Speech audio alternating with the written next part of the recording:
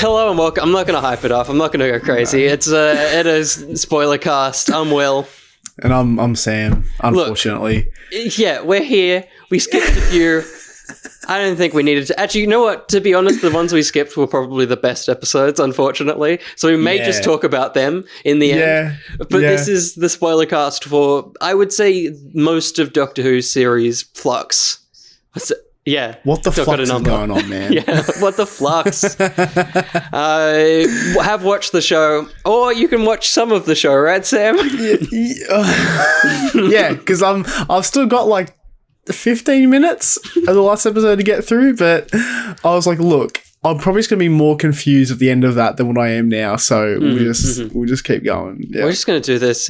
This show, I don't think ends up spoilers for it. This is going to be a mess. Yeah. It's a mess. The show is a mess. Again, I'll reiterate that this was a longer show that was cut down into a shorter show, and I think we were talking about at the start, we were hoping it might stop feeling that way, but I don't think it ever does. It definitely feels like we've lost something. The main thing for me that I'm just like finding is really hard is that because it's one of the first times where they're doing like a continuous thing. It's not like, for example, like the best example for this is series 5, where you've got the underplot of the crack in time, but then you've got each episode having its own thing as well. And you've got like the odd like 2-parter in there as well, blah, blah, blah. The way the show should be, you know? Yes.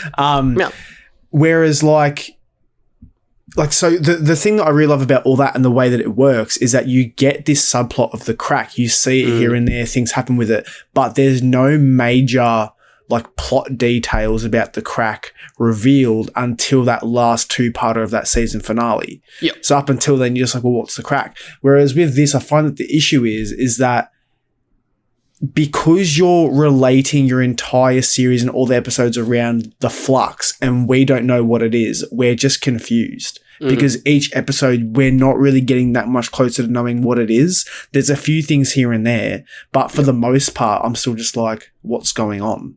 Totally. It's trying to be both the usual format of Doctor Who and one of those at the same time. Yeah. But yeah, it's stretching the mystery over the whole series, and there's just nothing to learn. And look, having seen those last 2 episodes, I still don't know what's going on. I really don't. The main resolution, they fix things, but seemingly the Flux is still eating like 90% of the universe, so like how good of a person are you? But technically I had to read because I was like, what the hell is going on? Yeah. Apparently, because there's the 2 creepy people, and their plan is basically to destroy the universe with the Flux and loop time around and around and around and watch it be destroyed over and over again as like a cruel thing. Okay. And so what people are saying online is that when Jodie fixed whatever she fixed time, it reversed the flux in the process as well. So the universe is restored. Okay. The show never says that. I think that's just an implied element, but no. It's just it's not that just that we don't learn enough about the flux throughout the series. It's that it's just takes up so much of each episode, just reiterating it exists. And so even though we're splitting up episodes and cutting them in together, the central plot of each story is just lost because they're spending so much time on something that overall doesn't end up mattering. Yeah, 100%. And it's just like as much as we like talk about it, like even on and off podcasts, it's like there's no way to put into words how we feel about this show now. Not at all. It's so weird. It's insane. Like I think it's episode 4 was the Weeping Angel one, right? Yeah, I think so. Yeah. Yeah. That's probably been my favorite one so far. Yep. Because I'd say out of all of them, that one's had the least amount of like flux, like impact on the show. Yep. And it was, you can't go wrong with like an episode to do with those angels, mate. It's just, it's too damn good. And it was cool. It introduced so many new, like it expanded the angels, which was really cool. I love that they like kept with like the lore of the angels, and it was like that holds the image of an angel is an angel. Cause there was things where even like when it was happening, like when the like seismograph thing was like etching out the angel on the paper, I was like, it's a freaking angel, tear it up. It's an image of it. And when they put it in the fire and there was a fire angel, that was sick. My God. I was like, flame on, this is sick. Flame on.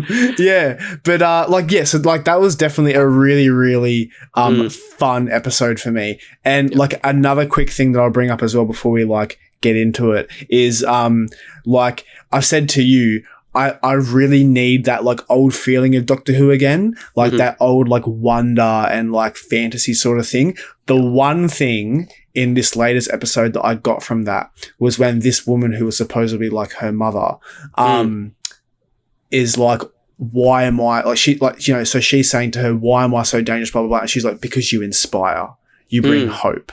That moment, I was like, "Oh my God, this is great!" Like it was. I'm not even exaggerating when I say that is the first moment in Jodie's era of Doctor Who where I've been like, "This is Doctor Who. This is sick." Other than that, I cannot tell you what's going on. Well, because it's doing the thing that we both want, which is the mystery of Doctor Who. Because so much of what Chibnall's done is explore and like tarnish the mysterious element of the Doctor. But that's the one time where it's like you inspire and you're a mystery, and that's weird. Totally. That was a good. I mean, she also just got rid of it very quickly. It was weird, but it's fine. It's fine. It was good while it lasted. It was good while it lasted. Yeah, it's so difficult because, and again, I've seen people that have enjoyed the Flux and the way that story was unfolded. And that's great. I hope that you genuinely did enjoy it though, and you're not just holding on to hope, because I cannot understand.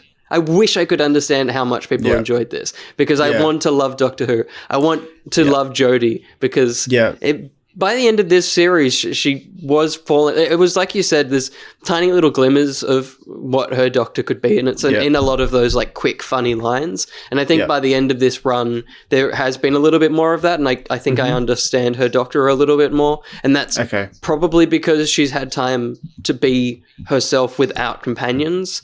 Because so much of the show is clamoring around with three other people, and so it's like, of course they don't have time to focus on who the Doctor is. But there's been enough this series that I feel like I might have a pang of sadness, if that exists, when she regenerates. I will say, obviously, the newer addition in this series is Dan, and I think Dan, time and time again, is the best thing about the show currently. Dan the man with his frying pan. Good. He's just, and it may be the accent, but he is so lovable, and he really. I think I think probably very similar to like a Catherine Tate, where it's someone you wouldn't expect to function so well in this show, but he is that era of Doctor Who that we're kind of missing, where they're very human and they make sense, because Yaz just doesn't feel like a person. Yaz just is this. She is exactly what the script needs to do in that very specific moment. Whereas Dan always functions as Dan and does things as Dan. I don't know. I've enjoyed his character, and I'm glad he's sticking around for the specials. Yeah, no, absolutely. And like with Yaz as well, it's like she's convenient for like the story at the time. It's like, other than that, if you took her out, I wouldn't miss her. Whereas it's like, if you took out Dan, I'd be like, hold on. Hang on. Whoa, where's he going? Leave my man alone. Yeah, exactly. But yeah, with Yaz, I don't know what it is. And I think it was what you were saying, where you can kind of see that the actors themselves have kind of like, in a way, like just tapped not out bothered. a bit. Exactly. So I feel like because, and like, look, it might just be me like just getting the wrong vibe or looking too much into it. But whenever I see like promo images, like behind the scenes stuff of her, it's like, she has tapped out completely. So it's like, because I feel like she doesn't care, I don't care. Totally. And that isn't how you should like judge a character or, you know, someone within a TV show. But it's like, it does impact you a lot when it comes to caring about the person that they're playing, because it's like, if like, you know, there's nothing there. And on top of that, she's just written really poorly. Like really poorly. Her character's all over the place. I will say the only time she's been the character I expected her to be is in that Angels episode, because she does a little bit of like, police officer reassurance kind of thing. Yeah, like I was gonna say, like, in that Angel episode, like it's like I really enjoyed the fact that you've got Dan and Yaz on their own, having to figure out what the Angels are, how they operate. I think that was really cool. Because like, and just in general, seeing companions having to figure things out without having the help of a Time Lord, it's it's cool because it's like, you know, it's in a way seeing how they've grown from being very like unknowing about like time and space and aliens to sort of like adapting to it over time, being in the TARDIS, seeing all these worlds. It's like they're getting accustomed to having like figure things out like that. So like in a way it's cool. Does it help the series? No, maybe not. But like it was good in that one episode where you did get to see them actually like be companions and like do things on their own as well. So and that was really well done. I love the guy that goes on. I think it's Jericho or something. The old guy from the Angels episode. Okay, yeah, he's super fun. He's really he's a great character and like he was cool. I would accept if they do like a. He may or not. He kind of dies, but I wouldn't. Cool. I wouldn't be against him maybe being a doctor in that. Like, that'd be nice. Like the Joe Martin kind of era of stuff that Jodie Whittaker doesn't know about. Like I don't know. He was a really nice. Like he was excited. I loved when like. She in the Angels episode, she's like focus on the Angels and going inside the brain, and then he like zaps her or whatever to bring her out. And he's like, no, I just needed to let you know something. Absolutely, just very great. Fun. It's no, absolutely. And again, like he's another like great addition to the show. But like as you were saying that, like it occurs to me, I feel like there's just like too many people. Like there's like you've got the guy with the dreads, who I still don't know his name. Yes. And then you've got his partner, who's got a Tamagotchi on her shoulder half the time. It like with them, I really couldn't care less. I'm sorry, but I'm here for Doctor Who. I'm not here for love affairs across time and space. Across time and space. You know? Totally. Yeah. Well, that's all I have to say about that. No, that's so true. And I think it comes, and again, I think it comes from trying to do an ongoing arc. He's tried to create in the like Stranger Things, there's kind of like three parties that exist in that show and kind of go off on their own adventures. But Doctor Who I feel like Doctor Who is at its best when the Doctor and the companion are strong and everything else is running at like 50%. And the Doctor and the companion are the thing driving the story and pulling together all these elements that are kind of half-baked because it just allows a lot more focus on the Doctor and the companion because I think Chibnall may have finally landed on how to maybe write Doctor Who ideas, but I still don't think he knows how to write people. I don't like all the like I keep saying, they don't feel like they exist in a way that Doctor Who characters generally do. I have no attachment to anyone, and that is probably because there's so many people. Yeah, exactly. Yeah. And like the thing I'll say as well about like, you know, being a writer of Doctor Who, like Chibnall would have known before he started writing this series that this was going to be his last complete series before the specials and then before the anniversary special in years to come. So in like if this was me and I knew that this was like my last go, like proper go at a series of Doctor Who, why not just keep it simple? Like why create this massive because it like the show doesn't need to be this massive thing of the Flux. Like just have your standard like not because like the previous series like back in the day used to be like what like 13 episodes or something. Yeah. Like you don't have to do that, but have that standard like series like base of like, you know, you have an opener, a two-parter in the middle, episode, and then like a big finale in the end. Big finale. It doesn't have to link throughout the series. Just keep it simple. Like that's all he had to do. Absolutely. Like he every series he tried to do something different, which maybe he should be commended on, but he failed at every turn. Like absolutely. like do not get me wrong. He is the bravest man on planet Earth right now. But like at the same time, like you need like I feel like just like not in this show in particular, but if you're a writer of anything, you need to know your limits. You need to know what the audiences can and can't take in. And it's like dude, who was sitting there watching him write this and going, You're onto something, Chibbers. This'll do. This is gold. No one read any of these scripts because it's been a journey of Jodie's run, and I think it's like I say, good on him for trying. But the first series, which was just this vapid, like uninteresting noise that he tried to go like grounded and very all unique monsters and stuff. Yeah, terrible. The second run, which I think was. Maybe it wasn't split in 2 parts, but it had like just bigger episodes and a bit more of a connection to old monsters. I think that if that, like you say, if that was what he did again, I think maybe that would have been good because it wasn't the worst. The last season wasn't. No. Wasn't terrible. Like, last season was actually pretty decent, and like I will give him that. But the thing that ruined it for me was that whole thing of like changing the lore of the show. And being like, the Doctor isn't actually from Gallifrey. Like, they're not actually... I may have lost internet. Oh. I think... Oh. You're coming. I think you definitely have. That was me. That was totally me. I think you said you were... I mean, all your audio would have captured, so I mean, I could just use yours. It's all right. I'll just... do you want me to clap from here? Yeah, go for it. Yeah. No, but yeah, so like last season I did enjoy it. It was actually fairly decent, and I would have enjoyed it more if it wasn't for like the whole thing of changing the lore of Doctor Who and changing that whole thing of being that, you know, the Doctor isn't actually from Gallifrey, and that the whole process of like, you know, them being able to change their form and, you know, regenerate was actually taken from like the DNA of to them an alien. It's like there's like, for example, it's like changing the planet where Superman comes from in a movie.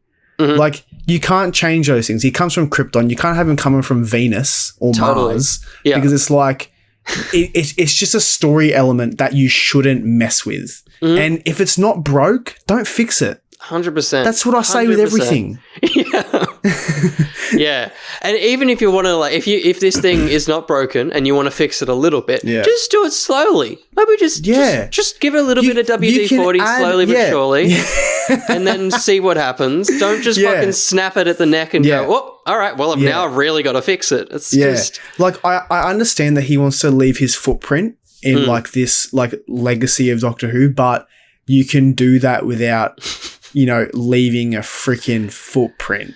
Like, you can rewriting history. A footprint. He's bang, you know? But like, I just feel like there are ways that you can sort of leave your like spark on the show without changing it that dramatically and having it be like this big and like, you know, because it doesn't need to, like, the show doesn't need to be a big event. It's a show, you know? Yeah. Well, it's not No Way Home. That's right, yeah. Don't give No Way Home props until we've seen it. Good. It's totally that of... I know Doctor Who... It feels like he went backwards in a way. Like, the show is about moving forward. It's about... Obviously, it can move backwards and forward. There's time travel for it. But it felt like... And I know we're not even talking about the Flux. There's nothing to talk about. This is just... It's here an event about Doctor Who. Yeah. They went all the way back to the start and changed something that never needed explaining or never needed to be changed. Because you look at Moffat. The Moffat era had the Doctor as a child. And, like, those brief flashes were like, that's cool. That's literally all I need to know about the Doctor's childhood. I've never questioned how Time Lords regenerate. It's like, that's what they do. They're aliens. They regenerate. Cool. I don't give a shit.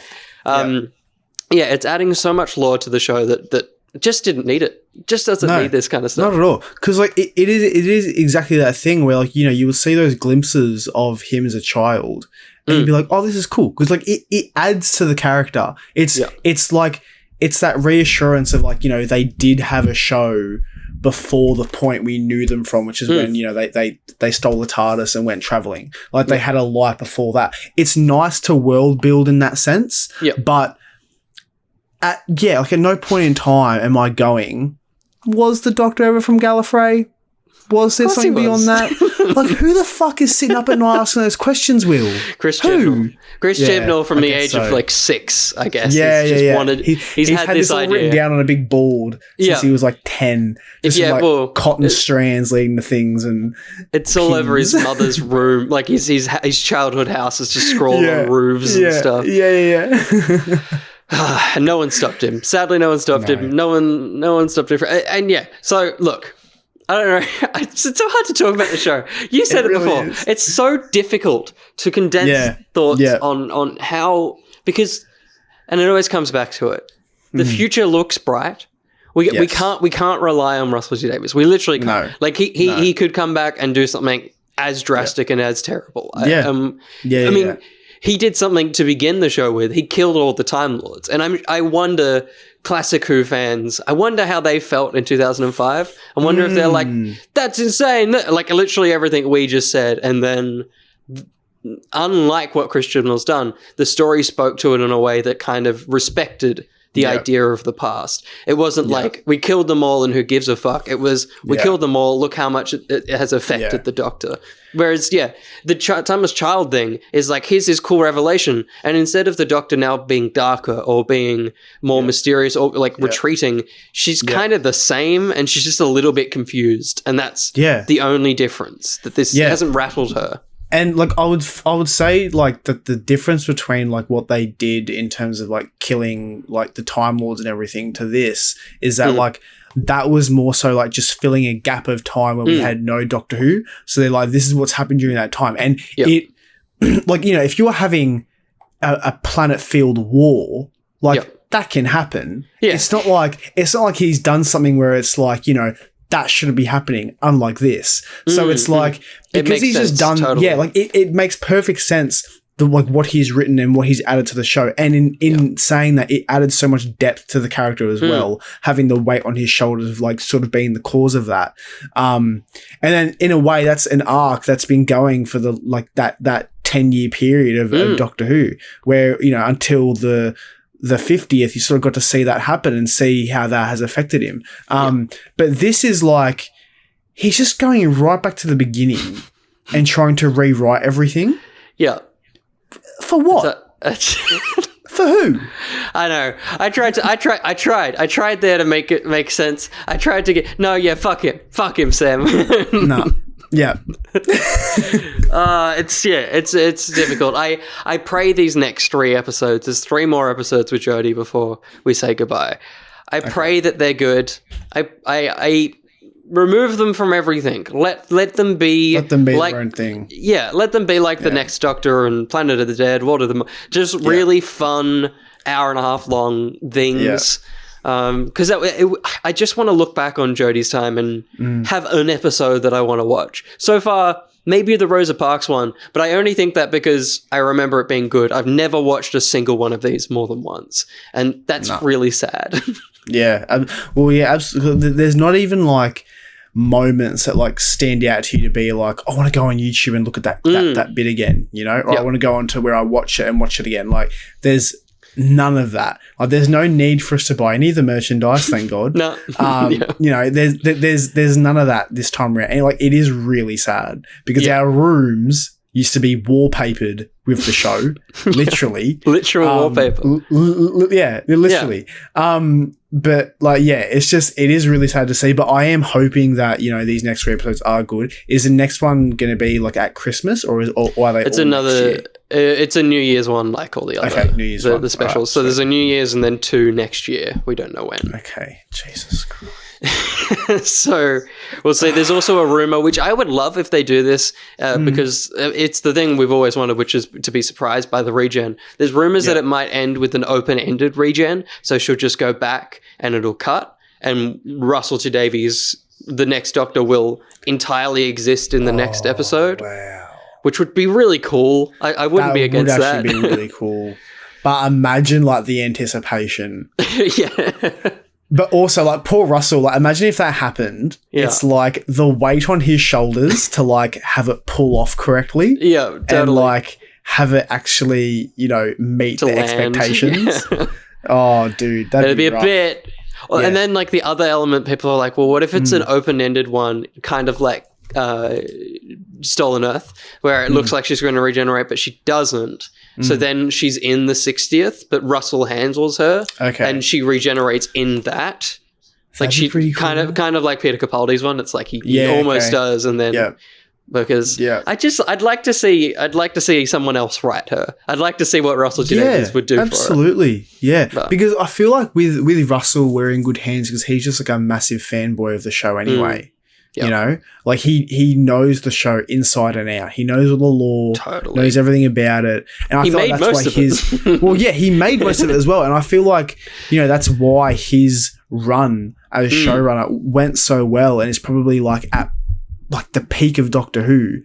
Totally. Just because he knew the show, he knew what fans wanted, he knew what they wanted to see and listen to.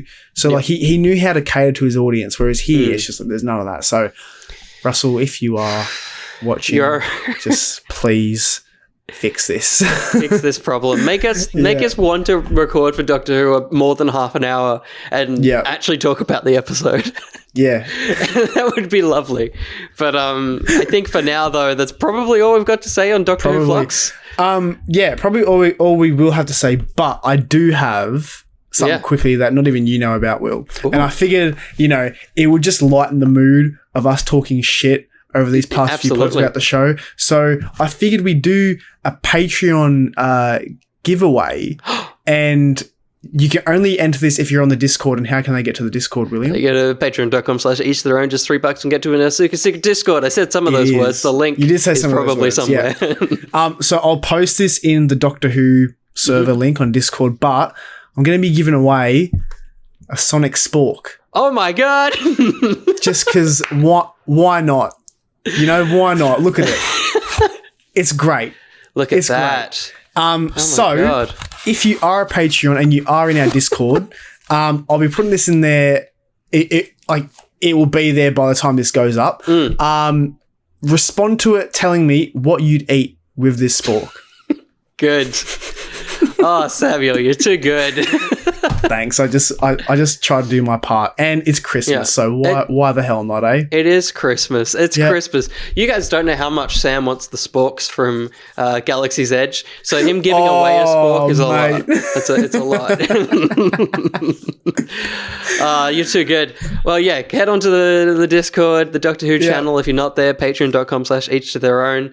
And if they're not following you, Sam, where should they go? Oh, yes. I do make art, not Doctor Who art, but I do make some art on Instagram at Sam's Studio AU. You can go have a look there if you want. Got some cool things up there, I think.